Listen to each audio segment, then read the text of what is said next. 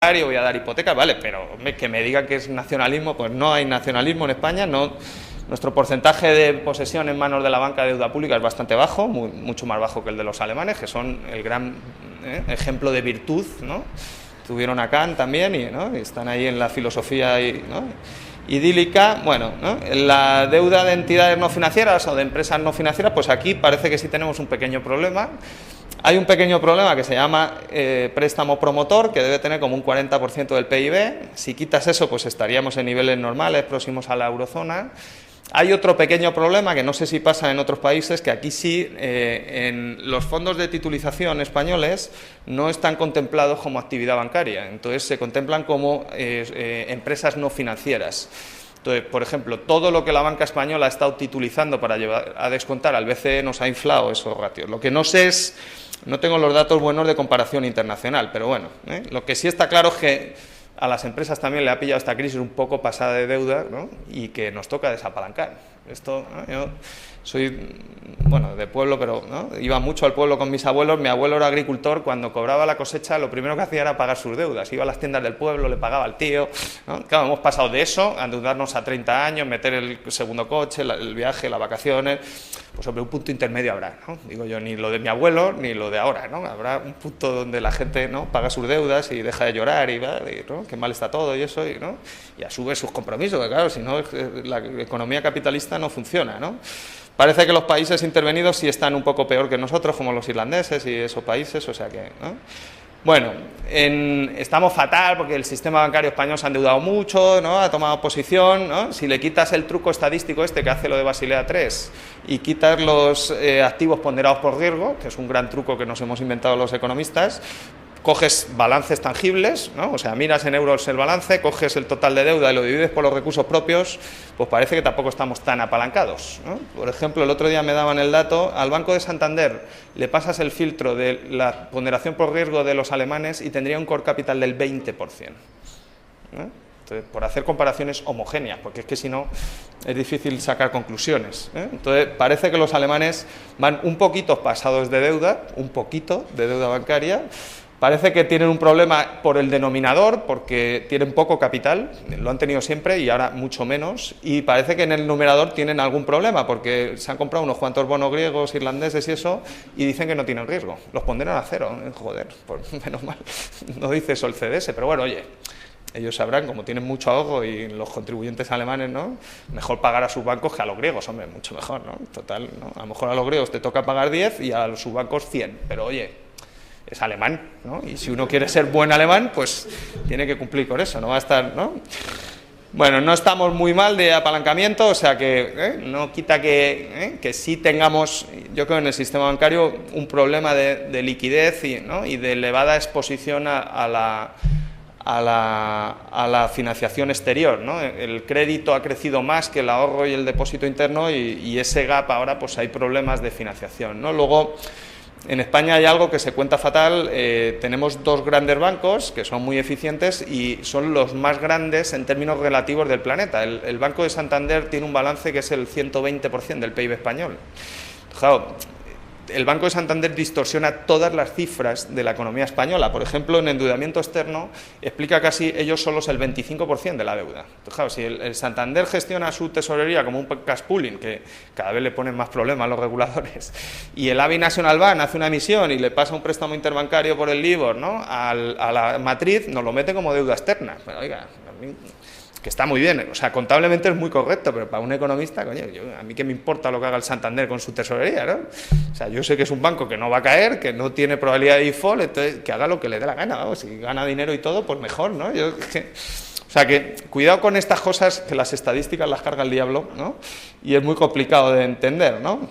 Bueno, en deuda de los hogares también vamos un poco pasaditos, estamos como Estados Unidos, yo creo que eso no es una buena noticia porque los estadounidenses también van pasaditos de deuda y estamos bastante por encima de la UE, ¿no? ¿Cuál es el problema? Pues que las familias tienen pocos incentivos para desahorrar y desapalancar, porque yo tengo una hipoteca, ¿no? Si me hacen el rating soy un bono basura, ¿no? Estoy fatal, tengo unos ratings fatales, ¿no? Pago muchísimo, tengo mucha deuda sobre mi renta anual, todo eso, estoy fatal, pero yo pago la hipoteca, pero es que yo pago un 2,5 de hipoteca hasta febrero del año que viene y el banco me está pagando un 3,5 por una cuenta corriente remunerada.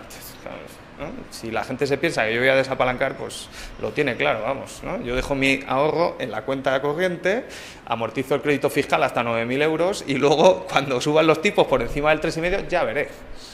A lo mejor me lo gasto también, no lo sé, ¿eh? O sea que las familias tienen mucha deuda, pero están en una posición muy cómoda a nivel de tesorería y de liquidez, por lo tanto, ¿no? Eso le genera mucha tensión al sistema bancario de refinanciar vencimientos y ahí está el tema. En España la mitad de las familias tienen 0 euros de deuda. Entonces, como les digo a los del FMI, digo, estos no tendrán que desapalancar, ¿no? Porque ya de cero, ¿no? 2/3 ya ha pagado su primera vivienda y no tiene hipoteca de primera vivienda, por lo tanto tenemos mucha deuda muy concentrada en muy pocas familias. En esas familias hay gente en una situación de vulnerabilidad financiera importante, por lo tanto ahí sí hay incentivos para desapalancar, la gente que ha perdido el empleo está, ¿no?, pasándolo mal, ¿no?, y de atender esa deuda y no en el resto. Pues vamos, yo, la gente de mi entorno con un buen trabajo y eso, yo no les veo muchos incentivos, pero bueno, por tanto esto irá bajando. De hecho, hay más o menos una amortización hipotecaria promedio, lo que vemos nosotros en nuestros clientes, en torno a un 7, un 8% anual del principal. Si el stock de crédito hipotecario no solo no crece, crece, no está estancado, sino crece, tú estás dando crédito nuevo en hipotecas por la amortización más el crecimiento del stock, ¿no? Por lo tanto, que buena parte de ese crédito es el desagüe de la banca para quitarse sus inmuebles, ¿no?, y tiene una ventaja competitiva al dar los créditos al 100% ¿no?, y a unos tipos baratos y eso, pues posiblemente. Pero vamos, ¿no?, que la deuda se está comportando bastante estable, ¿no? Esta era una de las principales dudas de la economía española: morosidad de las hipotecas en España, 3,5. Morosidad en Estados Unidos todas, bueno, solo las Prime al 7 se han ido, me parece, ¿no? Morosidad en España hipotecaria en el año 94, el 5%. Pues todavía sigue la gente con la morosidad de las hipotecas. Coño, me tendrás que explicar por qué ha crecido menos que en el 94, ¿no? El empleo ha caído el doble, el precio de la vivienda se ha desplomado un 30 o un 40%. Digo yo que estar en el euro y tener unos tipos tan bajos tendrá alguna explicación, porque como todo en el euro es fatal, no puedes devaluar ni puedes hacer nada. Cuando devalúas, los inversores, que no son retrasados mentales, ¿no?, te ven, ¿no?, y dicen, este me va a devaluar. Entonces, una devaluación es un default encubierto.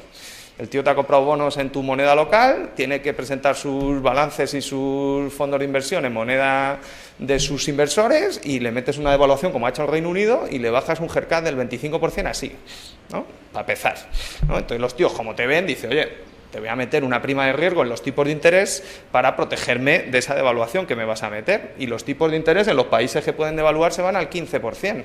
Entonces, que alguien me dé la mora hipotecaria en España con tipos del 15%, ¿no?, en hipotecas variables con duraciones de 16 o 17 años. Pues vamos, fantástico, ¿no?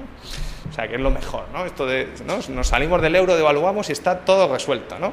Que lo digo porque todo el mundo, ¿no?, esta es una crisis en la que nadie tiene la culpa y todo el mundo sabe cómo resolverla. Es fantástica, ¿no? Y digo, joder, pues es maravilloso. Bueno, en la parte privada, bueno, esto ya es repetir del sistema bancario, vamos un poco más rápido, ¿no? Esta es la parte de protección del euro, ¿no? Es que debemos mucho al exterior, es que somos muy grandes, según mis cálculos, y cogiendo balances del Santander y del BBVA, los pasivos exteriores del BBVA y del Santander explican el 40% de los pasivos exteriores de la economía española, ¿no? ¿Cuál es el problema? Pues que, ¿no?, en stock no estamos mal, estamos, ¿no?, incluso próximos a Alemania, por debajo de Francia, o sea que no tenemos un problema de stock, de endeudamiento externo. Sí tenemos un problema de flujos y de inversión, ¿no? Hemos tomado una posición inversora en el exterior bastante importante, pero no suficiente para cubrir nuestros pasivos, por lo tanto tenemos un desajuste de balance que hay que financiar, ¿no?, un mismatch que te toca financiar en los mercados y esa es la principal vulnerabilidad, ¿no? Esto también tiene trucos. Por ejemplo, los americanos, que son los más listos del planeta, ¿no?, la gente está con el Google y tal, pero siguen vendiendo el Mickey Mouse, ¿eh? O sea, mérito para vender tienen, ¿eh? Tienen, ¿no?, una mezcla de italianos, alemanes, bueno, ha salido, la mezcla ha mejorado, ¿no? Allí en Estados Unidos ya han revaluado todas sus carteras de activos en el exterior y los han puesto a precio de mercado. Entonces, claro, ya no es comparable. Si pones la deuda americana a precios de adquisición, estaría en el 70% del PIB. Si el Santander se le ocurre valorar todas sus adquisiciones en América Latina, ¿no?, de los años 90 a precio de hoy, pues hombre, yo creo que tendría, ¿no?, una pequeña, ¿no?, un pequeño equity en el balance, ¿no?, de mejora, ¿no? Entonces, no sé, somos una economía poco eficiente, un desastre, ¿no?, y nos echamos la siesta. Entonces, somos el líder en inversiones en América Latina cuando nadie lo vio, ¿no? Tuvimos, ¿no?, el valor de entrar allí. Somos el tercer mayor inversor en Estados Unidos en los 2 últimos años, gracias a nuestros grandes bancos. Somos el mayor inversor en el Reino Unido en los 2 últimos años. No nos dejan entrar en Alemania, si no nos quedaríamos con todo. O sea que, ¿no?, claro, es que te tienen que prohibir comprarte constructora, no te dejan hacer banca, ¿no? Pero bueno, oye, no, la gente que, ¿no?, como decía Napoleón, cuando veas a tu enemigo equivocarse, no le distraigas. Si piensa que nos estamos echando la siesta, nosotros les dejamos, ¿no? Dentro de poco ya verás, ¿no? Cuando... Bueno, el problema aquí, además de stock, ¿no?, y de mismatch de financiación exterior, es que sigues teniendo un déficit por cuenta corriente. Por lo tanto, el flujo te hace que esto vaya empeorando.